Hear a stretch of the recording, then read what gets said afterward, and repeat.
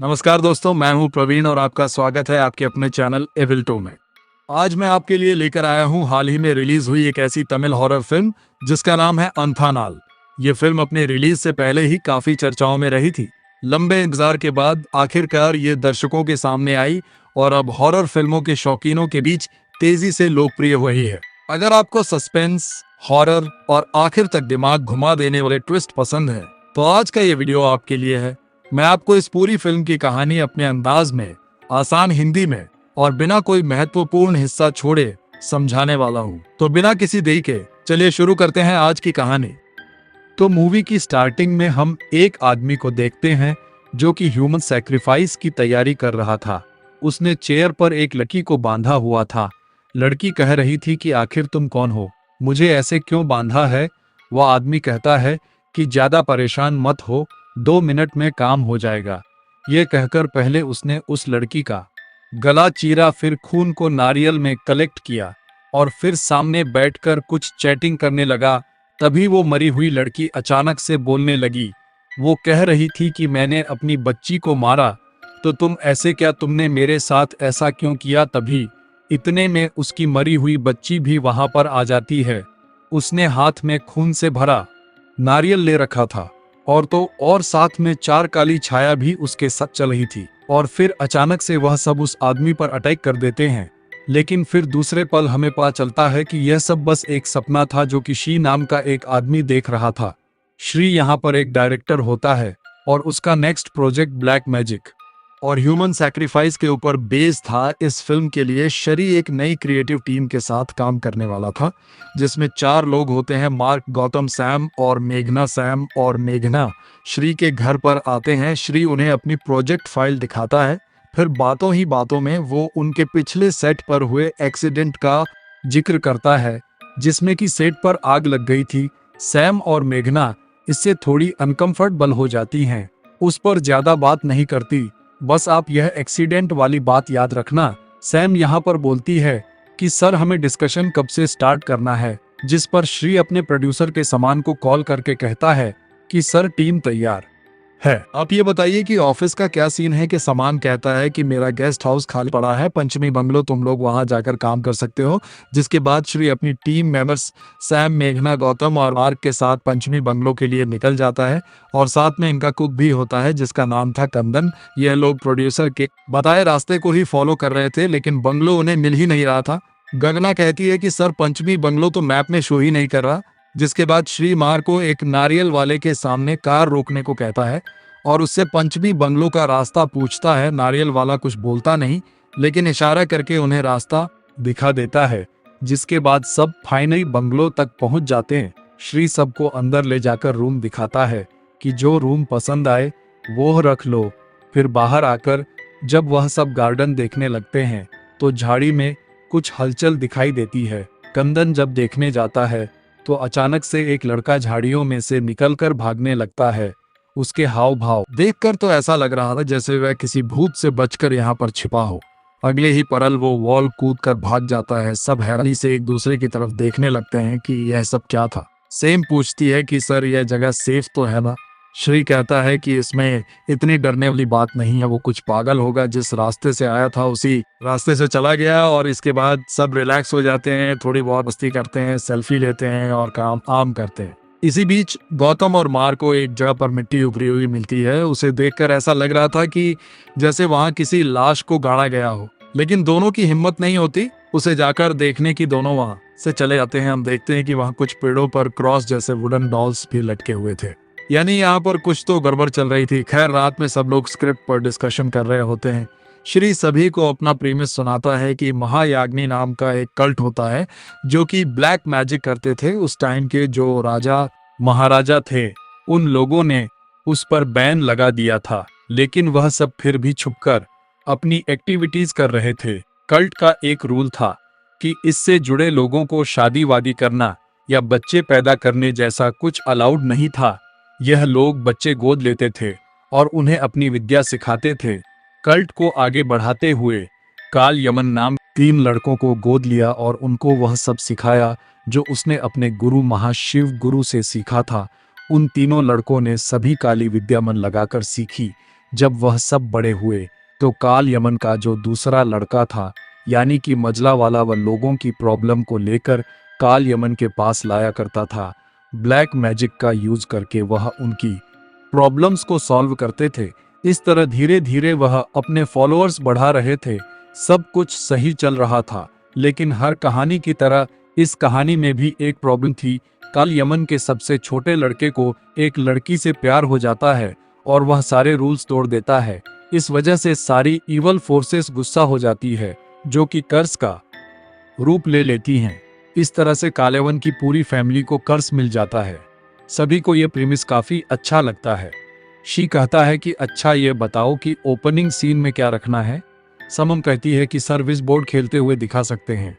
She कहता है अच्छा ये बताओ कि तुम में से किस किस ने विजी बोर्ड पहले खेला हुआ है। सैम कहती है सर मैंने खेला हुआ है। श्री कहता है लेकिन तुम्हारे अकेले से क्या होगा, यह डिस्कशन सबके लिए है, सबको आना चाहिए। मार कहता है तो अब क्या यहाँ पर विजी बोर्ड खेला जाएगा। शी कहता है और नहीं तो क्या। अगले ही पल वह बोर्ड लेकर चालू हो जाता है, लेकिन मार्ग उन्हें मना करता है कि यह खतरनाक है, लेकिन श्री उसकी नहीं सुनता। मार्क कहता है कि सेम ऐसे ही मेरे 4 दोस्तों ने भी मेरी बात नहीं सुनी थी। अगले दिन वह चारों एक्सीडेंट में मारे गए।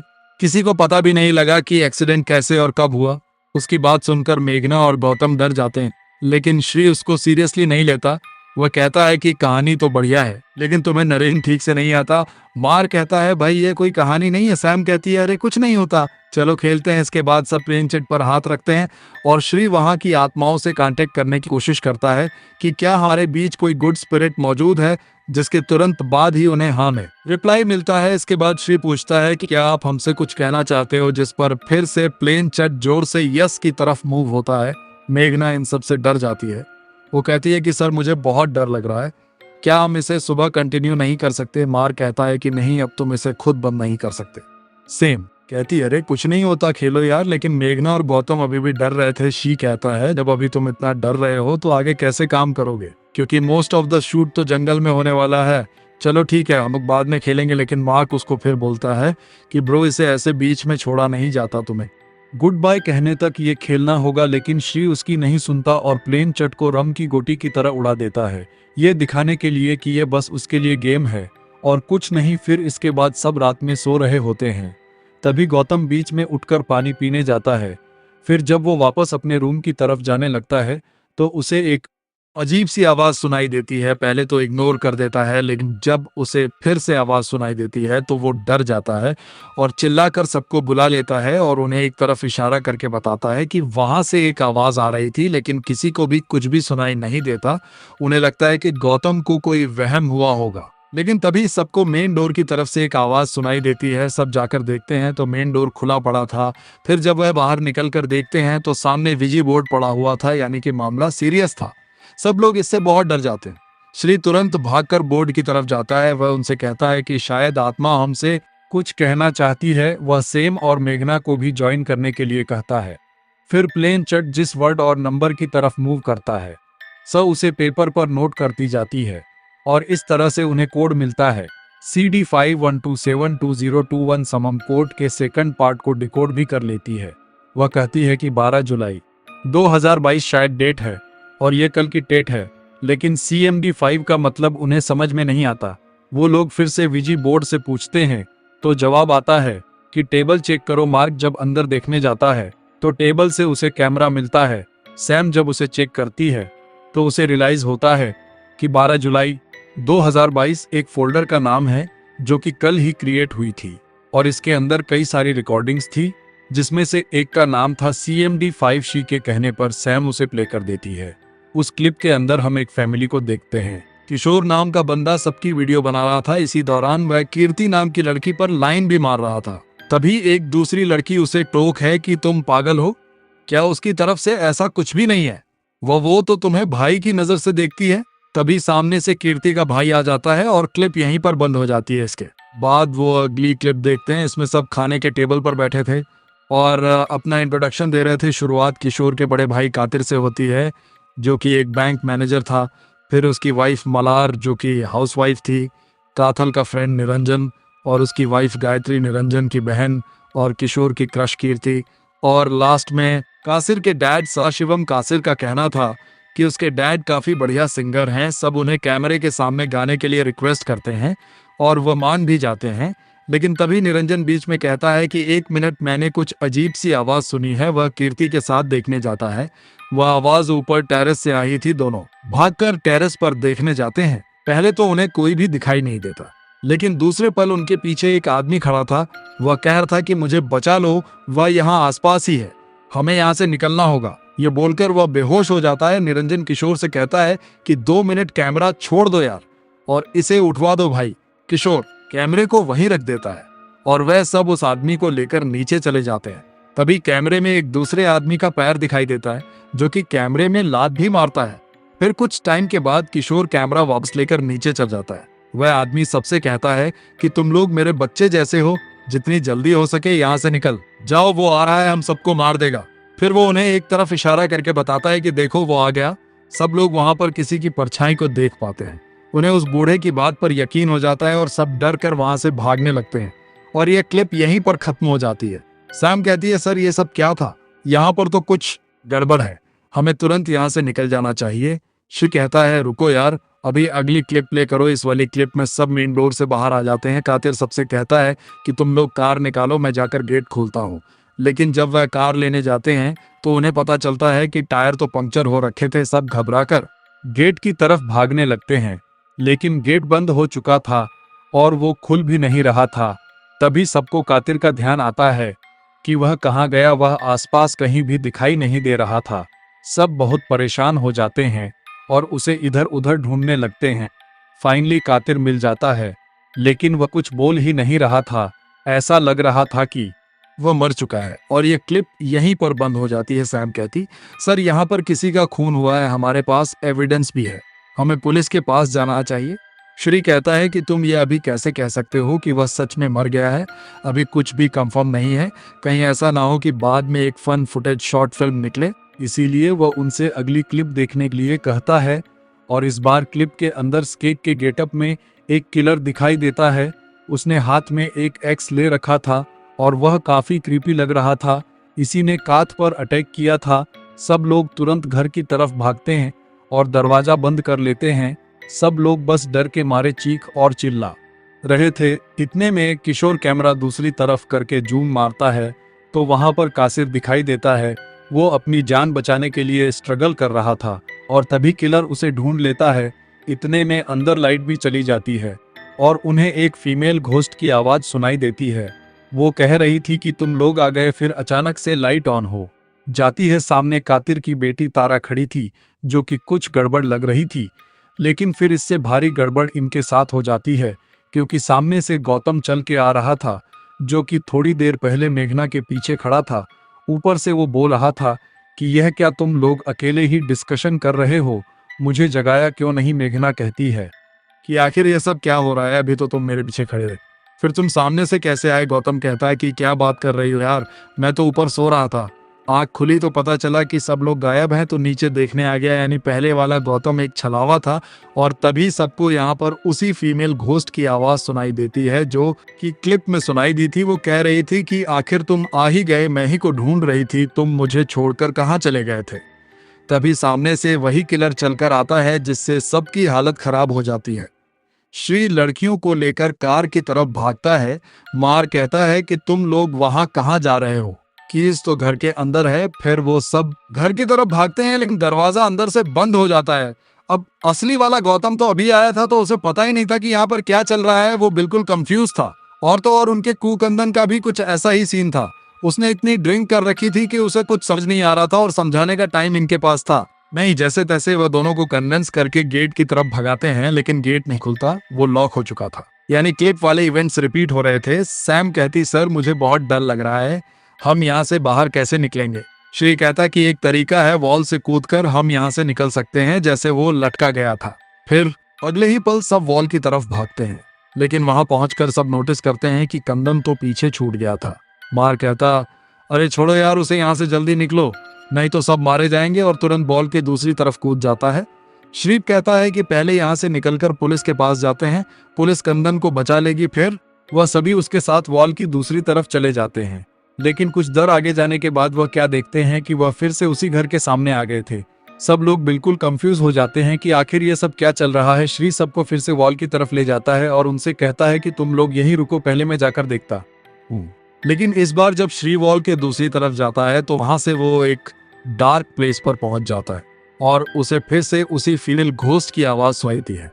वह कह रही थी कि तुम आ गए क्या। वो रोती हुई वहां पर आती है तो कहती तुम आ गए, मैंने तुम्हें काफी टाइम से नहीं देखा। तुमने मुझसे प्रॉमिस किया था कि तुम मुझे प्रोटेक्ट करोगे, मैंने तुम पर भरोसा किया था। आखिर मैं और मेरे बच्चे की क्या गलती थी? तुमने प्रॉमिस किया था कि तुम 2 दिन में वापस आओगे। इधर सैम और मेघना अभी भी श्री का वेट कर रहे थे। जब वह नहीं आता तो सैम भी वॉल से छलांग मार देती है, लेकिन स्ट्रेंजली वह वहां से अपने पास्ट में पहुंच जाती है। जब सेट में आग लगी थी सब लोग यहाँ वहां भाग रहे थे। सैम को कुछ समझ नहीं आ रहा था। वह भी भागकर अपनी वैनिटी वन में चली जाती है जहां पर उस टाइमलाइन के गौरव और मेघना पहले से मौजूद थे। वह लोग काफी परेशान लग रहे थे। उनकी बातों से पता चल रहा था कि सेट में जो आग लगी थी वो इन लोगों की गलती से ही लगी थी। सैम घबराकर वैन से बाहर आ जाती। फिर दूसरे पल वो मेघना के पीछे थी। मेघना उसे अपने पीछे से आता देख चौंक जाती है, लेकिन इससे भी बड़ा झटका तो उन्हें तब लगता है जब श्री भी उनके पीछे से चलकर आता है।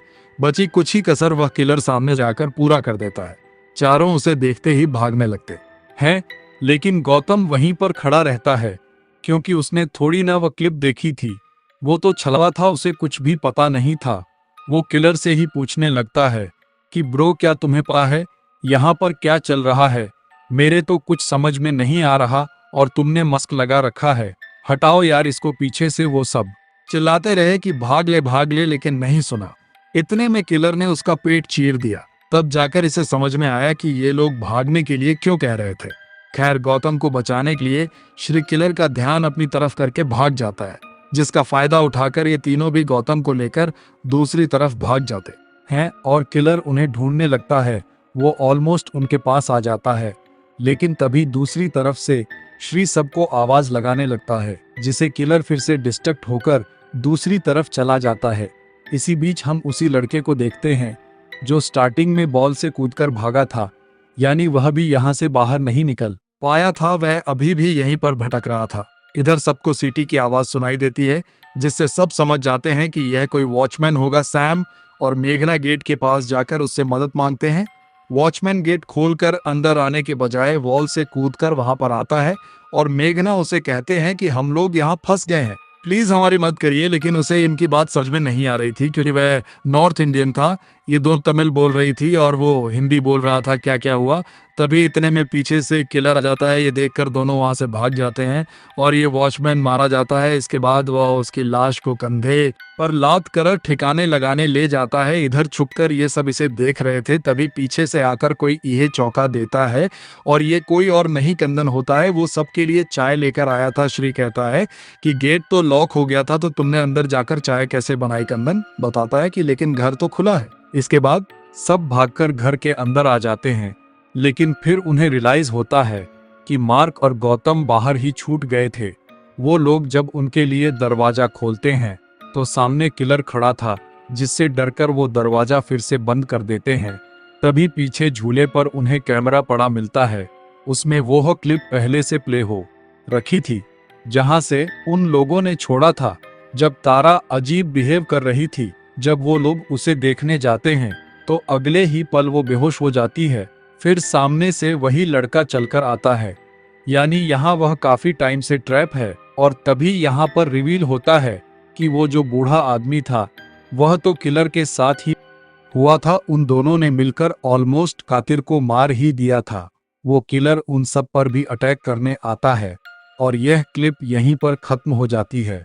फिर वह दूसरी क्लिप देखते हैं जिसमें कि रिचर्ड ना का आदमी दिखाई देता है, जो कभी अपनी वाइफ के साथ इस गेस्ट हाउस में रुका होगा।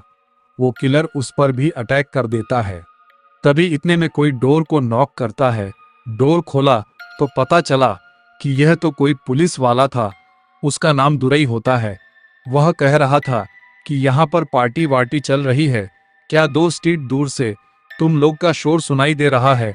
वो लोग बताते हैं कि सर ऐसा नहीं है। फिशरी उसे सब कुछ एक्सप्लेन करता है। सब कुछ जानने के बाद दुरई कहता है कि वो 2 है, हम 5 हैं। हम लोग 2 टीम में स्प्लिट हो जाते हैं, इससे हम आसानी से उन्हें पकड़ पाएंगे और तुम्हारे दोस्तों को बचा पाएंगे। फिर दुरई कंदन के साथ पीछे जंगल वाले एरिया की तरफ चला जाता है तो दूसरी तरफ श्री, सैम और मेघना मार्क और गौतम को ढूंढने निकल जाते हैं। तभी इसी बीच सैम को एक क्लिप मिलती है जिसमें कि वो देखती है कि वह सब सैटेनिक रिचुअल कर रहे थे और उन्हें बहुत ही शॉकिंग बात पता चलती है कि दर ही कोई पुलिस वाला नहीं बल्कि इन्हीं का साथी है, यानी कंदन की जान खतरे में है। इसके बाद सब दुरई को पकड़ने जाते हैं। वह लोग देखते हैं कि दुरई कंदन के हाथ बांधने में लगा हुआ था। श्री मेघना को पीछे रहने को कहता है और सैम को अपने साथ लेकर आगे जाता है, लेकिन तभी पीछे से किलर मेघना को ही पकड़ लेता है। इससे पहले कि सैम कुछ समझ पाती, श्री ही उसे मारकर बेहोश कर देता है। और दोस्तों यहाँ पर रिवील होता है कि श्री भी इनके साथ ही मिला हुआ था। इसी बीच कंदन वहां से भागने लगता है, जिस पर दूरे उसे शूट करके खत्म कर देता है। श्री पूछता है कि तुमने इसे क्यों मारा। दूरे कहता है कि उसने हमारा चेहरा देख लिया था, इसलिए फिर अगले ही पल बाकी चारों को सैक्रिफाइस के लिए ले जाकर बांध दिया जाता है। और श्री यहाँ पर बताता है कि उसने जो कल निमन की कहानी सुनाई थी वह कोई कहानी नहीं थी बल्कि रियलिटी थी। वो बूढ़ा आदमी कोई और नहीं बल्कि काल यमन है और श्री ही उसका वह दूसरा लड़का है, दूर ही उसका बड़ा भाई है। और जो वो मास्टर किलर बना हुआ था वो इनका सबसे छोटा भाई कन्नन है, जिसके चक्कर में इन लोगों को कर्ज मिला था और उसी कर्ज को खत्म करने के लिए श्री इनके साथ मिलकर यह सब कर रहा है। तो हुआ यह था कि कन्नन का कुलवी लड़की के साथ अफेयर चल रहा था, जो कि वैसे भी कल्ट के रूल के खिलाफ था। दूसरी तरफ श्री अपने काम में लगा हुआ था। इसी दौरान उसे अपने प्रोड्यूसर से पता चलता है कि उसके बेटे को लंग कैंसर है और वह बिल्कुल हेल्पलेस है। डॉक्टर भी हाथ खड़े कर चुके हैं, जिस पर श्री ब्लैक मैजिक का यूज करके उसके कैंसर को ठीक करता है। बदले में वो आदमी श्री से कहता है कि इन फ्यूचर अगर श्री को जरूरत पड़ी तो वो हर तरह से उसकी हेल्प करेगा। अब इसी बीच कुलवी का श्री से मिलने आती है और उसके और कन्नन के अफेयर के बारे में सब कुछ बता देती है और वह प्रेग्नेंट है। लेकिन कन्नन अब उसे एक्सेप्ट नहीं कर रहा, वो उसे इग्नोर कर रहा है। श्री उससे प्रॉमिस करता है कि मैं 2 दिनों के लिए काम से जा रहा हूँ, वापस आकर तुम्हारी हेल्प जरूर करूंगा। लेकिन वो फिर नहीं लौटता। कुलवी का उसका वेट कर करके थक गई। मजबूरी में वह सीधा कन्नन को ढूंढते हुए उसके वाले जगह तक पहुंच गई और उसे सब कुछ पता चल गया। कन्नन ने उसे भागते हुए पकड़ लिया और उसे मारकर इसी घर में गाड़ दिया। लेकिन मरते मरते कुलवी का ने कन्नन और उसकी फैमिली को श्राप दे दिया। उसी की श्राप की वजह से यह लोग इस घर में ट्रैप हो गए और तब से जो भी यहाँ आता है वह यहाँ से बाहर नहीं जा सकता। काल यमन ने श्री को कॉल करके सब बताया और उससे हेल्प मांगी और उनके गुरु महाशिव गुरु से बात करने के लिए कहा। महाशिव गुरु ने श्री को बताया कि इस कर्ज को खत्म करने के लिए एक रिचुअल करना पड़ेगा, जिसमें 15 लोगों की नर बलि देनी पड़ेगी, ऐसे लोगों की जिन्होंने कोई क्राइम किया हो। जिसके बाद शीर ने ऐसे 15 लोगों का पता लगाया। सदाशिवम ने एक बड़े बैंक फ्रॉड को छुपाया था और इसमें कातिर और उसके दोस्त निरंजन ने भी उसका साथ दिया था। कीर्ति की वजह से उसकी एक्स बॉयफ्रेंड ने सुसाइड कर लिया था और रिचर्ड ने अपनी गर्लफ्रेंड का मर्डर किया था। श्री चालाकी से इन लोगों को गेस्ट हाउस में भेजता था और ये तीनों उन्हें अपने डेडली गेम में फंसाकर पहले उनके साथ साइकोलॉजिकल लेवल पर खेलते थे और फिर एंड में उन्हें सैक्रिफाइस करते थे और उनके बचे हुए फैमिली मेंबर्स को यही बेसमेंट के कमरे में बंद कर देते। रही बात मार्क की तो उसके वह 4 दोस्त विजी बोर्ड खेलने की वजह से नहीं मरे थे, बल्कि मार्क ने ही उन्हें अपनी कार से कुचलकर मारा था। श्री यह पहले से ही जानता था, इसीलिए मार्क की विजी बोर्ड वाली स्टोरी को वह फेक स्टोरी बता रहा था। यह सब जानने के बाद मेघना कहती है, लेकिन मैंने क्या किया है, मैंने कौन सा क्राइम किया है। जिस पर श्री रिवील करता है कि मुझे पता है कि उस दिन सेट में आग तुम लोगों की लापरवाही से लगी थी। जिसके बाद फ्लैशबैक में हम देखते हैं कि सैम, मेघना और गौतम तीनों बैठकर सिगरेट पी रहे थे।